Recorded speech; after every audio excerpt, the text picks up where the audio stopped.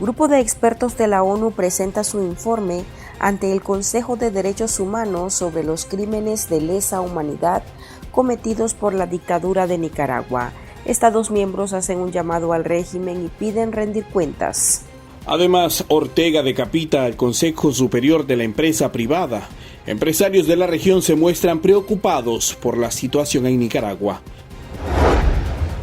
Bienvenidos al podcast ahora de Artículo 66.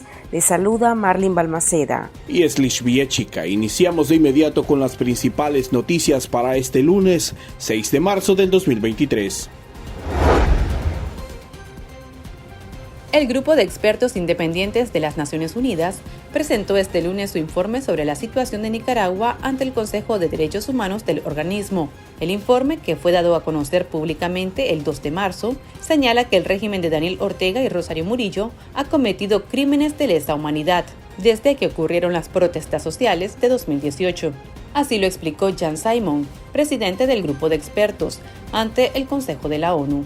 Con base en la información analizada, hemos concluido que graves y sistemáticas violaciones y abusos de los derechos humanos ocurrieron en Nicaragua durante el periodo cubierto por este informe. Representantes de diversas agencias y estructuras del gobierno y actores no estatales de grupos pro gobierno perpetraron estas violaciones. Las violaciones incluyen ejecuciones extrajudiciales, detenciones arbitrarias, tortura y tratos crueles, incluyendo actos de violencia sexual y de género, privación arbitraria de la nacionalidad y las violaciones al derecho a permanecer en el propio país, entre otros.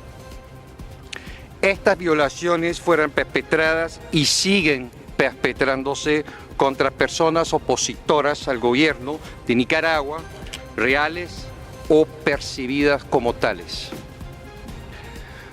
Basado en un análisis de los casos individuales que hemos investigado, complementado por un análisis legal de la situación y políticas existentes, hemos concluido que las violaciones investigadas y documentadas se cometieran como parte de una línea de conducta generalizada y sistemática, la cual tiene su origen en el Estado. Estas violaciones constituyen crímenes de lesa humanidad bajo el derecho internacional. El informe también refiere que el gobierno no otorgó el permiso de entrada a los investigadores al territorio nicaragüense. Sin embargo, lograron llevar a cabo 5 misiones a zonas cercanas. El escrito concluye que tras estos crímenes de lesa humanidad están tanto Ortega como su esposa y vicepresidenta Rosario Murillo y altos mandos de la Policía Nacional, así como de otras entidades estatales. Es nuestro sincero deseo que los resultados de esta investigación independiente que hoy está en su mesa pueden servir para acercar a las víctimas a la justicia y a la rendición de cuentas. El régimen de Nicaragua fue representado por la Procuradora General Wendy Morales, quien rechazó el informe asegurando que se basa en información de opositores. No aceptamos reporte alguno del unilateralmente llamado Grupo de Expertos por ser subjetivos y contrario a los intereses supremos de nuestro país en la búsqueda del buen vivir en toda la dimensión de lo que ello implique.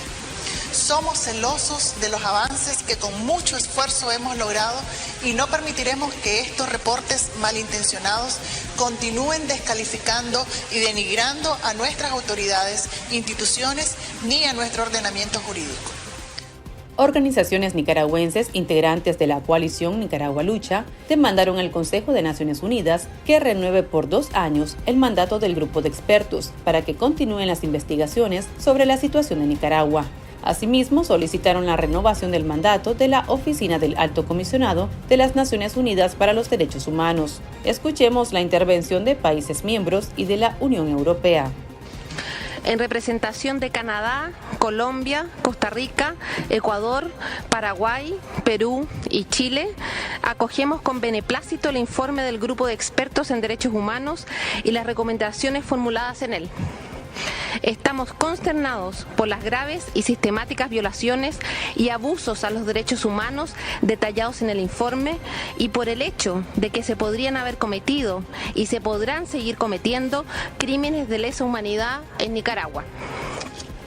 El informe no deja dudas sobre la absoluta gravedad de la situación de los derechos humanos en Nicaragua, la que continúa deteriorándose.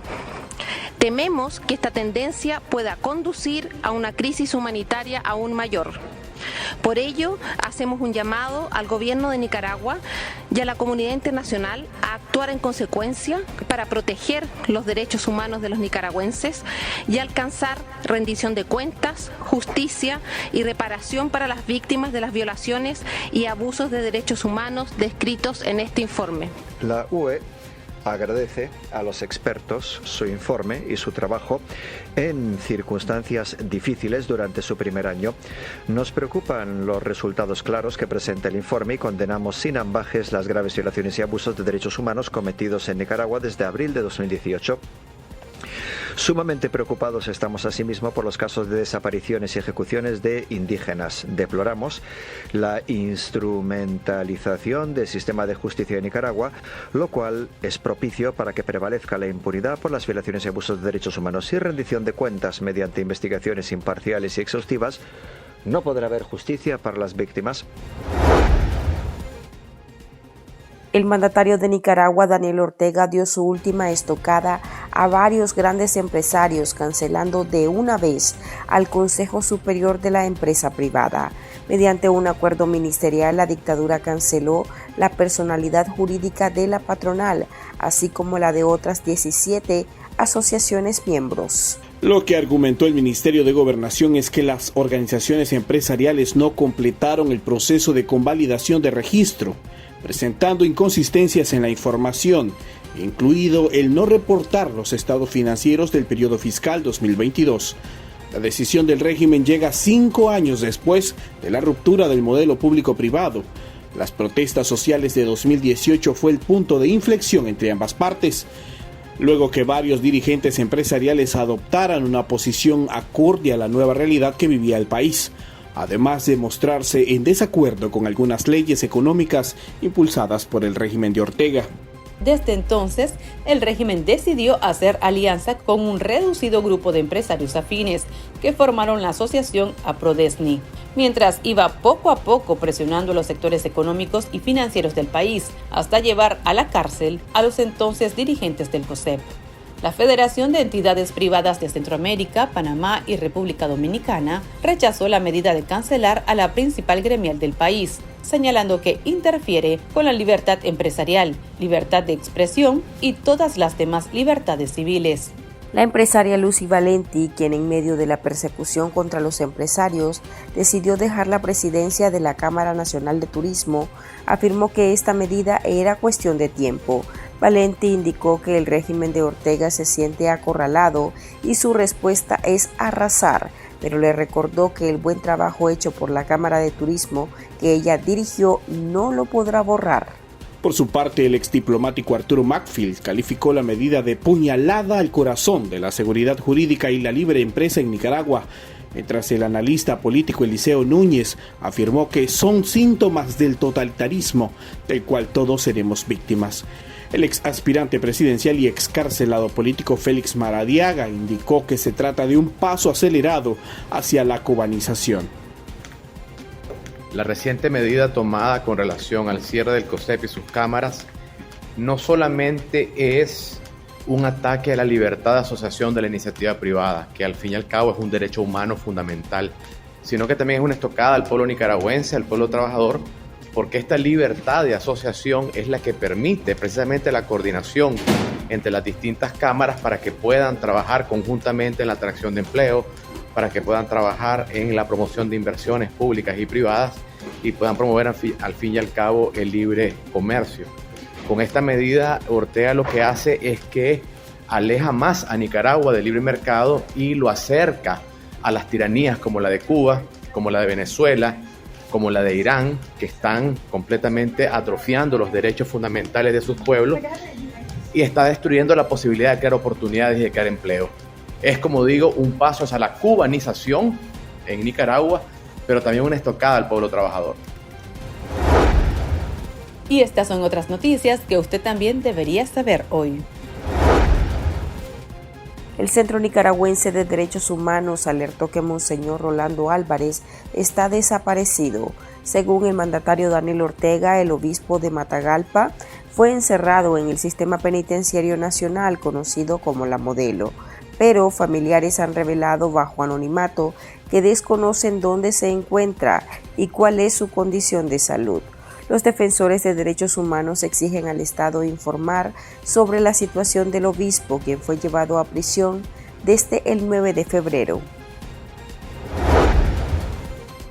El médico ortopedista Edgar Zapata Arévalo partió hacia Estados Unidos en un vuelo junto al equipo de la Selección Nacional de Béisbol para participar en el Clásico Mundial que se celebrará en los próximos días en Miami, Florida. Este sujeto, que funge como médico de la selección en 2018, se desempeñó como paramilitar y en sus redes sociales circuló una foto de él posando con un arma de asalto AR-15 con mira telescópica que funciona como un fusil para francotirador, según la descripción del fabricante.